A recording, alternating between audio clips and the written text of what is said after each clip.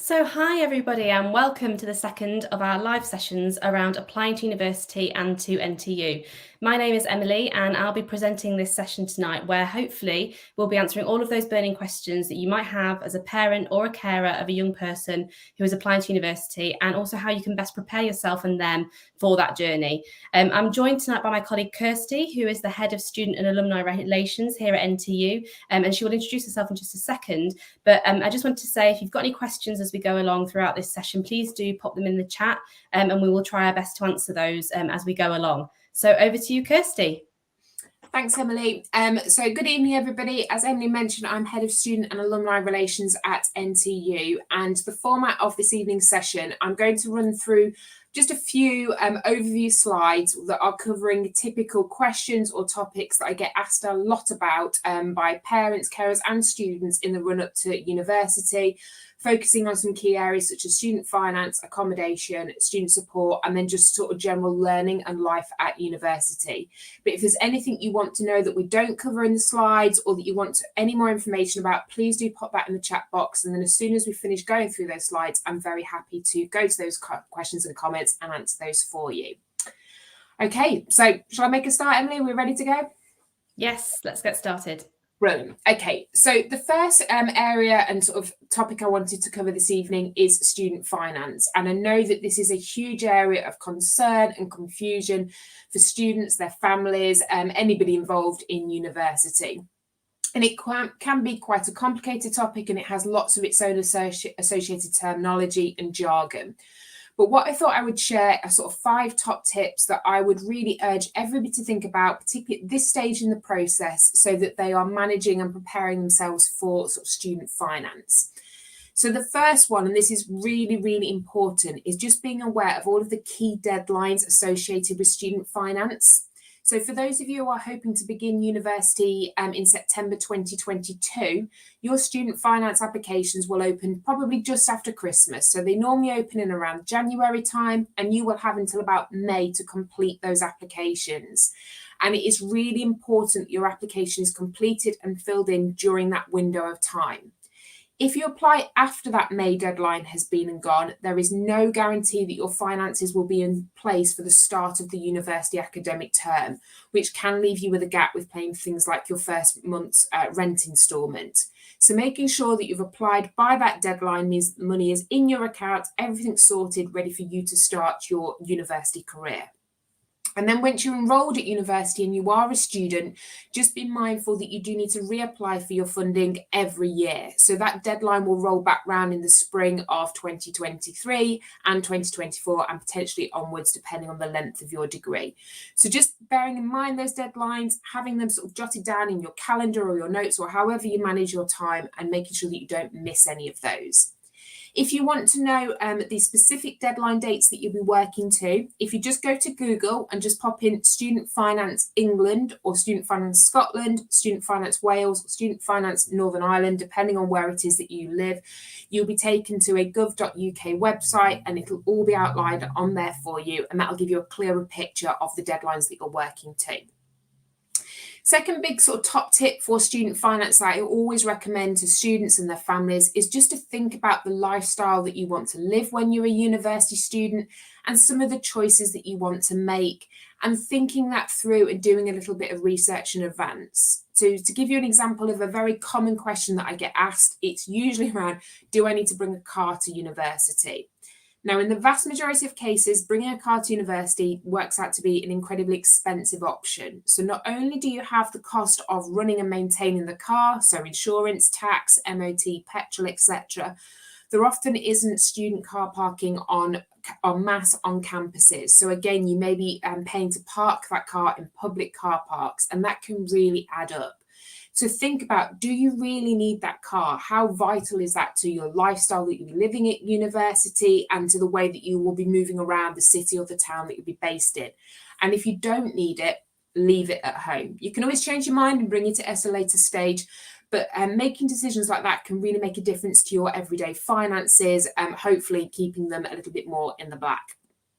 And then creating a budget plan and getting a really thorough understanding of what everyday essential household items do cost. So I will hold my hands up to this and say that when I was sort of 17, 18 and moving to university, I didn't know about the cost of things like toilet roll, cleaning products, just things like shampoo, conditioner, how much 4 chicken breasts costs.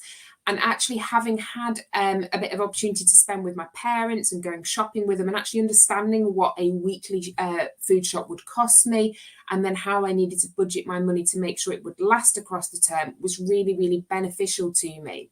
And you can think about all different aspects within your budget plan. So once you've paid for your rent and your utility bills and your food costs, what does that leave you with each week that you can then spend on recreational costs or clothes or whatever hobbies and interests that you might have? And if you find at that point you're a bit worried, you might have an income gap, or you're thinking, actually, ideally, I'd like a little bit more sort of spending money, then what different ways can you supplement your income? So the vast majority of the universities will have various different schemes that you can join, which will help find you part-time work. So a very common one is a student ambassador scheme.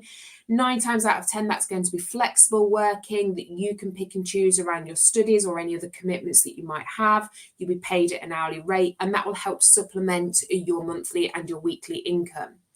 Obviously, if you're moving away to university to move to a large city such as Nottingham, there'll be opportunities for part-time work in the local city, whether that's in retail or cafes or restaurants.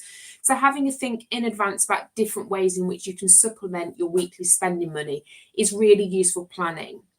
And if you currently have got a part-time job at home, you could investigate potentially transferring branch if you work for a large chain to somewhere that's local to where you're going to university, or increasing your hours during your holiday time so you can work perhaps full-time over the summer break, save some money, take that to university with you. So again, there are other ways which you can utilise the situation you might currently be in to supplement your income in the future. And then just think about different ways in which you can help make your money go further. So there are loads and loads of student discounts that exist out there for students to take advantage of. So for example, a young person's rail card, that can save you a third off rail travel for, I think it's up until the age of 25. So quite a lengthy period of time. And that's a huge saving if you're going to be commuting anywhere on train, whether that's to and from university on a weekly basis, or perhaps home at the weekends and to visit family and friends. Asking for student discount in retail stores, cafes, restaurants, you'll quite often see student deals. Things like the cinema might have buy one, get one free for students. And all you need to be able to do is prove that you're a member of the student community. You can normally do that through sort of a student card that you get when you enroll at university, and that will save you a small fortune. And then in recent years, there's also been a development of a whole host of sort of budgeting and money-saving apps. So, for example, Too Good To Go, if that's something you're not familiar with at the moment, that's an app you can download. And then restaurants and cafes within your local area, and you can set sort of your perimeters, will then post every evening any food that they've got left over as it sort of draws closer to their closing hours that they can't sell, they can't roll over to the next day, but there's absolutely nothing wrong with that food, and they will sell it at a fraction of the price for you. So thinking about money-saving apps as well and how you can utilise those alongside student discount, alongside your budget, and different ways to supplement your income to support whatever lifestyle it is that you're interested in. So those are my sort of top tips related to student finance. The next biggest area of kind of concern and questions that I get asked quite frequently by parents, families, students is about accommodation and the potential of moving away to university. And this can be incredibly daunting. It's something that a lot of people are nervous about and are worried about adapting to life away from home in a new environment, perhaps a new city or a new town.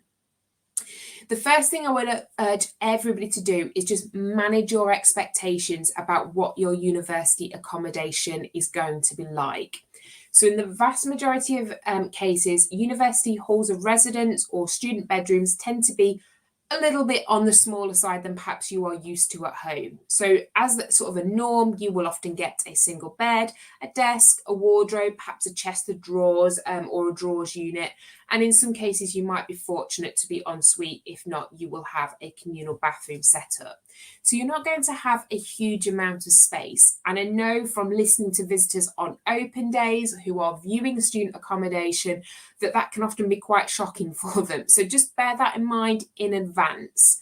And keep an open mind about your accommodation and what you are allocated. So when I went to university, I really wanted an ensuite bathroom. That was really important to me. That's not the accommodation that I ended up with. I did end up in accommodation where I was sharing a bathroom.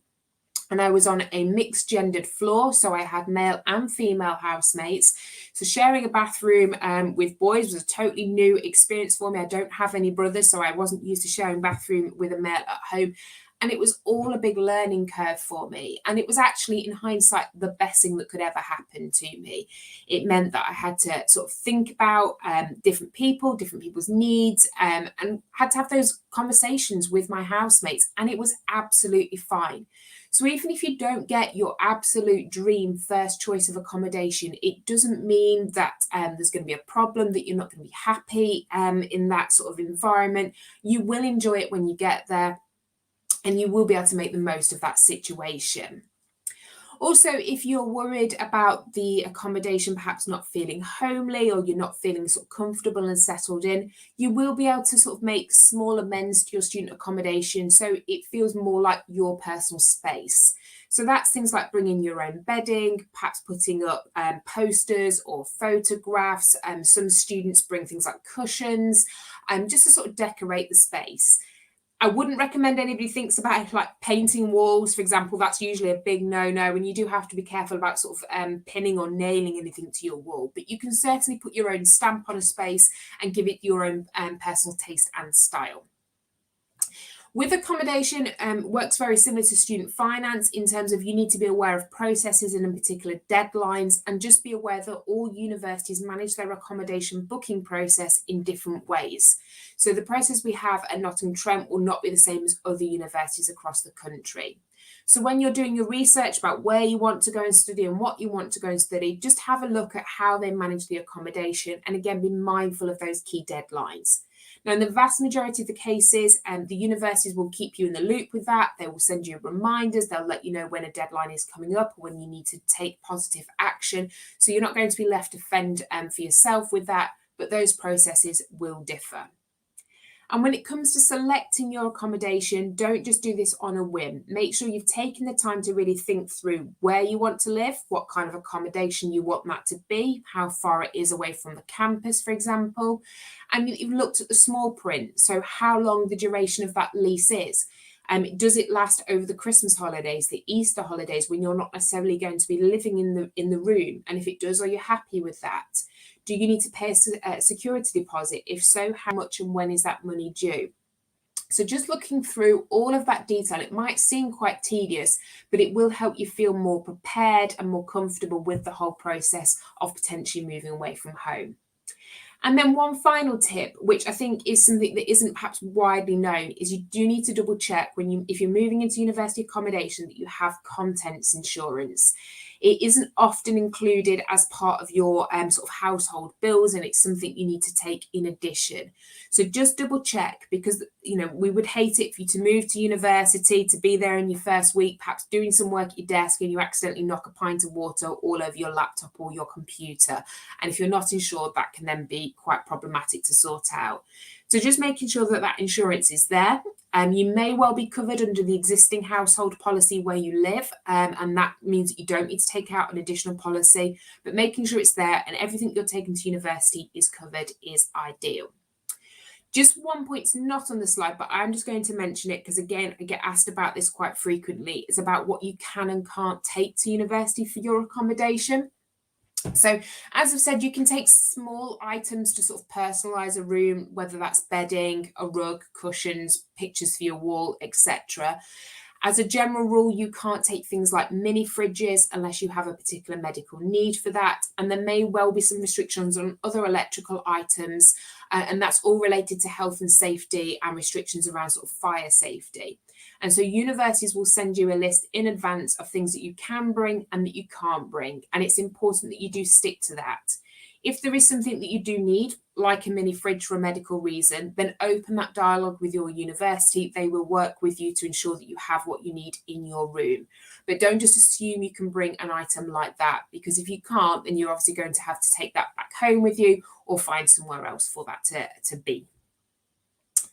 Okay, so the next area I'm going to touch on this evening is about sort of student services and general student support at university. Now, this is a huge part and parcel of your university experience, and all campuses have extensive student services teams that are there and designed to help you feel settled, to help you feel comfortable. And if you have any issues or any problems around your studying, your life at the university, they are the people that are there to offer you that support. And I do just want to stress that to everyone, that support is there and that support is completely and utterly free. And where it needs to be, that support will be confidential. So when you are thinking about university, familiarise yourself with all those different services. Most of those teams will have a presence at open days or on virtual open days. So if you are aware that you perhaps have a challenge or an obstacle or a particular need you want to discuss in advance of applying and starting at the university, then please do open those conversations with the particular institution that you're looking at. Because those teams, as I said, are there to support you. They want to make sure you've got everything you need to feel fully settled and really enjoy your experience at university. So, for example, if you have a particular learning difference where you might need a note taker or extra time in examinations, let your university know that before you enrol with them, so they can put that support in place for you from day one. If the university don't know you need that support until you've started and enrolled and you've had multiple lectures from that course, then it's not there to support you and you're going to be playing catch up with that. So opening that dialogue in advance. And I will just stress again, this is not going to be held against you in your application. We are not looking for that as a negative. We just want to make sure that if you're going to be studying with us, that we can support you in whatever way you need. So please feel comfortable in sort of disclosing that information. And once you are at university, make sure you access the services that are available to you. So a lot of students aren't necessarily aware that their student services team have an entire sort of area looking about employability. They can help you seek part-time jobs, internships, work over the summer. They can help you develop your CV. They can help you prepare for interviews. There's a whole host of experience there, and it's there and free for you to access. So be a little bit proactive in this. Make sure that you are thinking about what you need to get from your university student services team and that you are having those conversations and you're making those appointments. And in a lot of cases, that support does continue after you've graduated. So just to give you some examples from Nottingham Trent, our employability team do help recent graduates as they're looking perhaps for their first or their second jobs. They help them, as I said, giving them advice on CVs, with mentoring programs that can help with things like improved confidence for interviews or various different sort of ways to get into various different sectors or industries. So look for those opportunities and take them. This is part and parcel of the university experience. It's what we're offering to you as a complete package alongside your academic studies. So don't be frightened to access them. And then finally, don't be frightened to speak to your students' union. A lot of people think that a students' union is solely a social space, and it is. They are there to provide clubs, societies that you can get involved with, activities that you can do in your leisure time. But a huge proportion of the work that a students' union does is also surrounded with student support, and it's quite often led sort of from a peer-to-peer basis. So if you don't feel comfortable approaching somebody in your student services team about a particular issue that you might be facing, go to your students' union. They are there to represent you, the voice of the students, and they will make sure you get the support that you need. If you need to be put in touch with various different specialists, they will ensure that happens. But again, they are there to work on behalf of you. Their support services are also completely free, so there's no cost associated with it for you as a student, but please make sure that you are utilising it. And then the final thing that I'm going to cover before I hand things over to yourselves to answer any questions that you might have is just about sort of raising awareness to how teaching and learning styles may differ from what you're currently doing at school or college. So once you move to university level or higher education level learning, there are a whole range of new sort of terms that might get thrown around that we use to describe our teaching style. So I've just listed some of them on there for you. That's not an exhaustive list, but it just gives you sort of some of the more common ones, I suppose. So firstly, when people talk to you about attending lectures, if that's not a term you're familiar with, that's absolutely fine. And the best way I can describe a lecture is it's a little bit like going to a cinema. So you will go into a room that's got lots of tiered seating.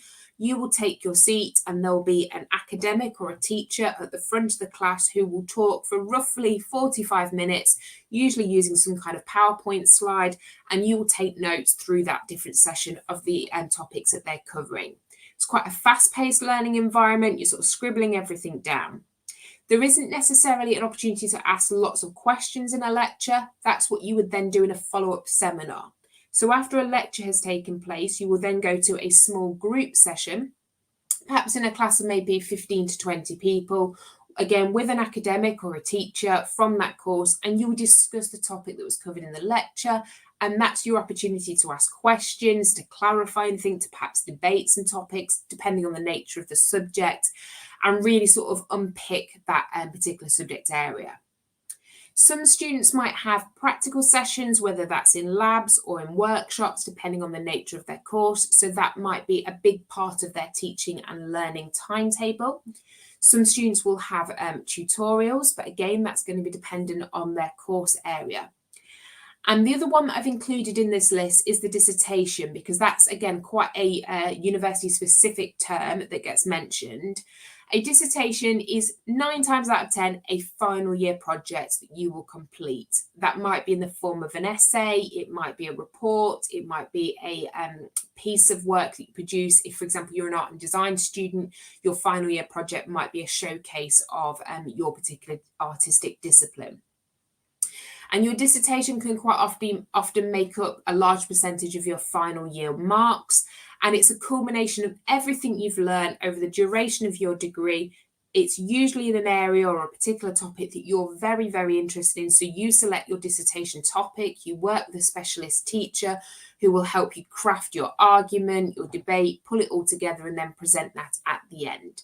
So if you do hear the term dissertation mentioned, don't panic. It's a final year project, but it's something that you'll be working towards throughout the duration of your degree. One of the biggest shocks that I had when I went to university was the level of independent study that was involved in my degree. So I have a degree that's a humanities-based subject, which means I did a lot of independent study. So for humanities, that often translates into a lot of reading. And that's not reflected in your timetable. So when I got my first year timetable, I only had a handful of scheduled lessons or lectures and seminars across the course of the week. And I remember being a little bit confused and thinking, is that it? Is that all I have to do every week? And no, once I'd gone to my lectures and once I'd gone to my seminars, I then had to spend quite a lot of my time reading through various different course materials, chapters in books, actual sort of literature books as well because of my course. The difference is because it's independent study, you can kind of direct when you want to do that work. So I'm not a morning person. I prefer to do my work in the afternoons and into the early evenings. So I would do a lot of my independent study kind of around this time effectively. I would go to the library in the evenings and I would do my reading then. Whereas I had course mates who were much better in the mornings and they preferred to do their work once they first woke up. So it's completely up to you when you do it, but you do need to do it. That's all your background reading so that when you go to those lectures and seminars, you are prepared and you can engage in those conversations. And university as a whole is an independent sort of exercise. It isn't like going to school where you register every morning with a form tutor. Nobody is going to be taking a register when you go into a lecture, for example. You are expected to motivate yourself, go to those lessons, engage in those classes. And if you don't, you will start to struggle with your course. You're going to run into difficulties with the course material, and you're going to slip further and further behind with the work. So it is an adjustment that you have to get used to, but once you are up and going and in the swing of things, it will be absolutely fine. The other sort of top tip I have for you in terms of adjusting to university learning is to look out for orientation and induction sessions that often fall sort of in or around Freshers' Week or the first week of term. So a really common one are sort of library orientation sessions. And I know that kind of when it's written down, you kind of think library orientation, that doesn't sound overly exciting.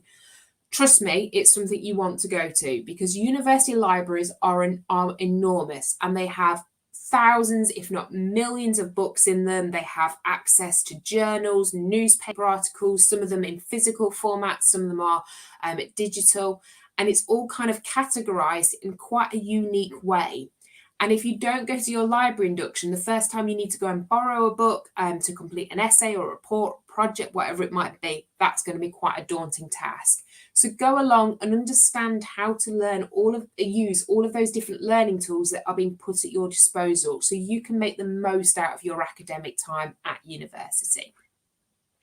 Now, although you won't have a form tutor like you perhaps have at the moment that you see on a daily basis, your tutors or your academics from your courses will have office hours. So those are set hours every week when they are available, effectively kind of for a drop-in. So if you've got any problems, questions, anything you want to quickly clarify, you know that Professor X is going to be in their office on a Tuesday from 4 till 6, and you can drop in at that point and speak to them. Now, if you need to see an academic in between those office hours, you can, of course, email them and ask for an appointment, but utilise those office hours if you need to. They are there, again, to support you. And if you're thinking, why do we teach in this kind of way? Why is there so much independent study on an undergraduate degree? It's because we are preparing you for a working mindset that reflects the working world effectively. So when you have graduated and you're out in employment, you're in your first job, you will be responsible for motivating yourself, for completing your work on time, managing your time, organising yourself so you complete various different projects, meeting those deadlines.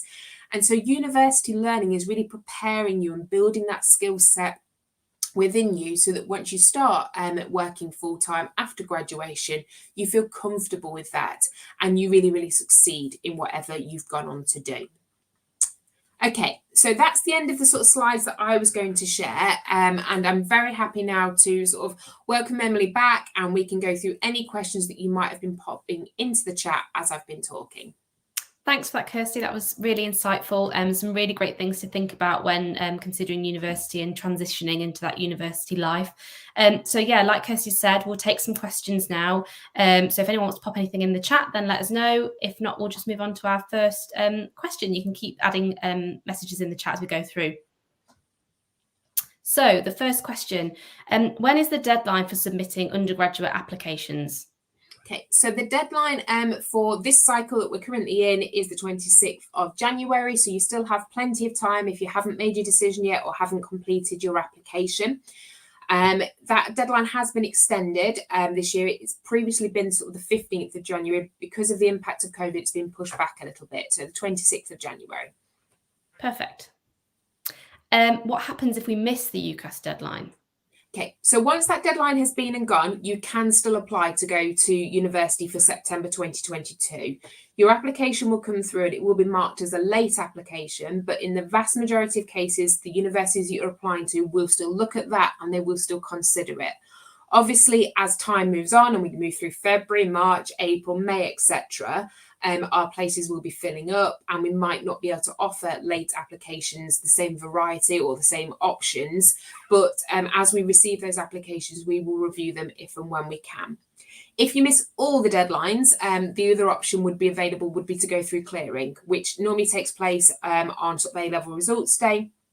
So once you've received your A-levels or your BTECs or whatever it is you're studying for, once you know you've got your grades, then you can apply through clearing if you've missed all of the previous deadlines. Great. So when will our place be confirmed at NTU? So if you mean your place in terms of your application, it's all going to depend on when you send that application in, and what course you're applying for. So some courses take longer to assess an application than others, and it's quite often courses that have a portfolio attached to them. So for example, if you're applying for an art and design course, we need time to look through your work and make a decision based on that. And obviously we don't want to rush that decision. You've spent a lot of time collating that work together, drafting a personal statement, and we wouldn't want to make any kind of snap decisions based on that.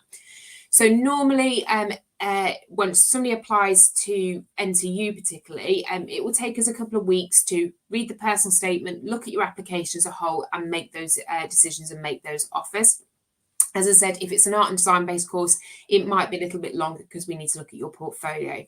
But again, that's going to vary depending on the university you're applying for. Some university courses require an interview, so we need to factor that in as well. What I would say is, although that varies, don't panic. If you submit an application and you don't hear anything the next day, that's absolutely fine.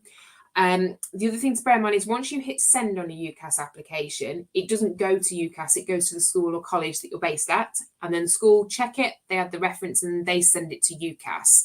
So if you hit send now, it's probably not going to get to UCAS maybe till the end of the week. So don't expect to hear back from your universities tomorrow because we haven't physically received it yet. So just be patient and trust in the system and the process that you will hear back.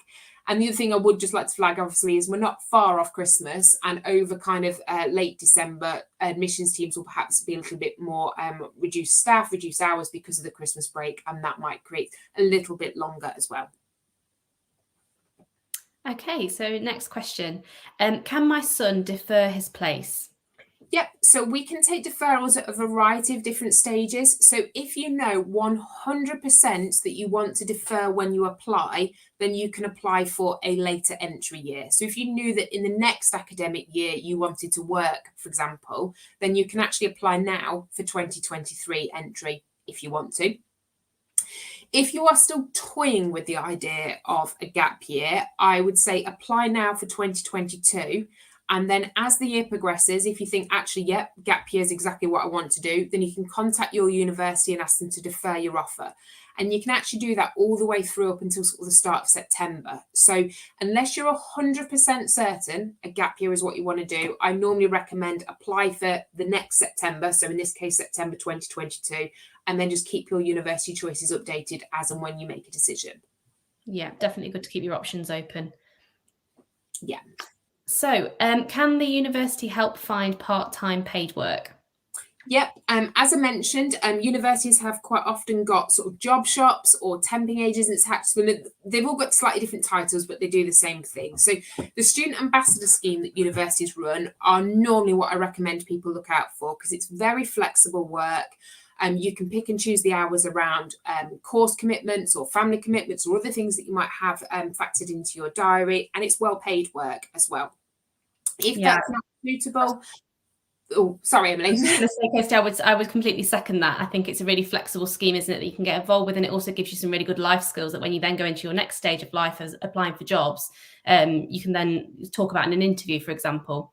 Yeah, definitely. If that doesn't suit or the university isn't taking student ambassador applications at that time, then as I said, speak to the employability team in student services. They will quite often have a list of local part-time vacancies that they can put you in touch with. So, finance question. When should we apply for student finance? Yeah, so as I mentioned at the start of the presentation, applications for finance, the actual deadlines and dates vary every year. But they will normally open usually around January, end of January, start of February, and they close towards the start of May. So if you Google student finance and then either England, Wales, Scotland, or Northern Ireland, depending on where you live, you'll be taken to the appropriate gov.uk website. The dates will be on there, and that will give you the application window. And I think it's also worth kind of researching that a little bit before, because sometimes they can take a little bit of time. You might need some extra documents as well to do that application. Yeah, don't leave that one till the last minute. It's definitely not the most exciting form in the world. So I normally say do it as soon as you possibly can, get it done, get it sent and out of your way, because as you sort of come to the end of your final year at school or college, you don't want that hanging over your head. You just want that done and gone. Yeah, definitely. So another finance related question then, moving on from that, how much money do students need to live on per week or month? That one's really tough. It's going to depend on what they want to do with their lifestyle, how much their rent is, whether or not they have any particular expensive hobbies. I would say sitting down and having an honest conversation with the student to say, right, this is what we think you need to budget per week for food, for example. This is what we think your rent is going to cost based on your first or preferred choice of accommodation. Whether or not that accommodation bill automatically includes utilities. In the vast majority of cases for halls of residence, they do. But again, just double check that. And then thinking about other factors that might come into play. So if you're living at home and commuting to university, you need to factor in quite a substantial travel budget as well to get yourself there.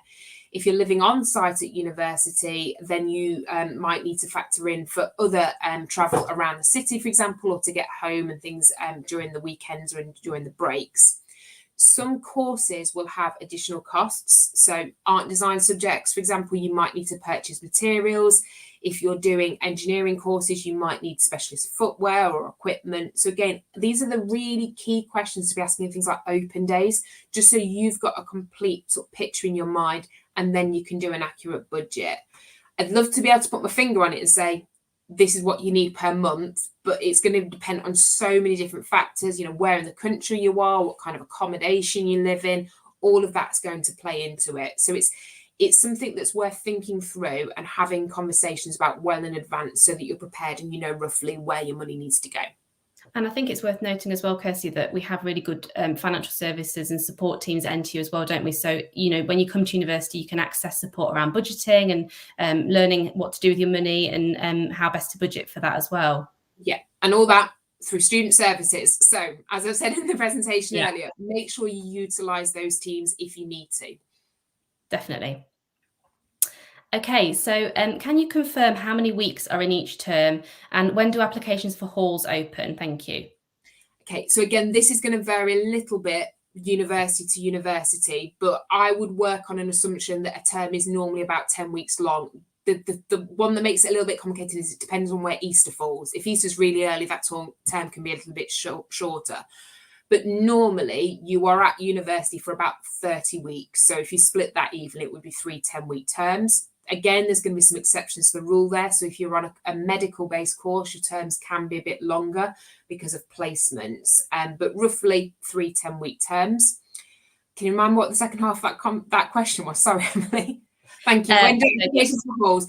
And again, that's going to be dependent on the university that you are applying to and have been accepted at. So when you're doing research into potential universities, find out when they open their accommodation processes so that you're aware of that and factor that in.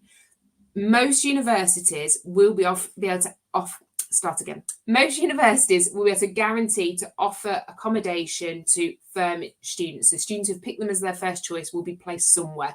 Nobody's going to be left homeless. So again, this goes back to what I was saying about kind of managing expectations. You are better to hang off and make sure you're picking the right university and the course is right and everything else is right, and then book your accommodation, than make snap decisions just to get an accommodation booking in. And I think it's worth looking on the website as well because, and the link will come up here in a little bit, but we've got some really great information on accommodation, and also our term dates are all on our website as well. So you can check those out and have a think about that before you apply too. So is it practical to study at our city campus but live at our Clifton campus? Yeah, I don't see why not. I can take this one, Kirsty. If go for it. It's about a 3-4 mile travel from our city to our Clifton campus. There's really good travel links in between. We've got a bus which I think used to have subsidised travel on there, so it's worth checking out when you come to an open day, asking those questions. And there might very well be students there that have done that commute, so they'll have kind of like a first-hand experience of how that works logistically. Also, I think there's a really good trail behind Clifton campus, so you can even hire a bike or walk to our city campus reasonably quickly as well. Yeah, and there's the tram as well. The tram goes. Yeah, exactly. Tram or bus. Yeah. Brilliant. Will interviews be taking place? That's going to depend again on the university and the course. So because of the pandemic, in a lot of cases, universities have moved their interviews online. It's just sort of less disruption. And when we were in lockdown, it was obviously the sort of safer option. So some universities are sticking with virtual interviews this year. Some universities have reinstated kind of the face-to-face ones. So I can't give you a definitive answer on that. It's going to depend on where you're applying to. But again, that's the kind of question you can ask at an open day, or email into the admissions team and ask. They will be able to answer that for you. But if a course requires an interview, usually will be an interview in some kind of format. Lovely. Okay, I think that's all of our questions today. So that brings us to the end of our live session. So thank you so much to Kirsty for being our font of all knowledge and answering all of those questions and that great presentation. And also to all of our viewers for coming along and asking some really good questions today. This session will be on our YouTube, so you can access it at any time if you've missed any part of it or you want to come back and revisit it. And we're also running a range of live sessions over the next few weeks, so do check those out. And if you have any other questions about applying to NTU, just visit this link below, which will be at the bottom of the screen, or feel free to reach out to us via social media and we will do our best to answer those questions for you. So thank you very much, everyone, and have a good evening. Bye. Bye, everyone.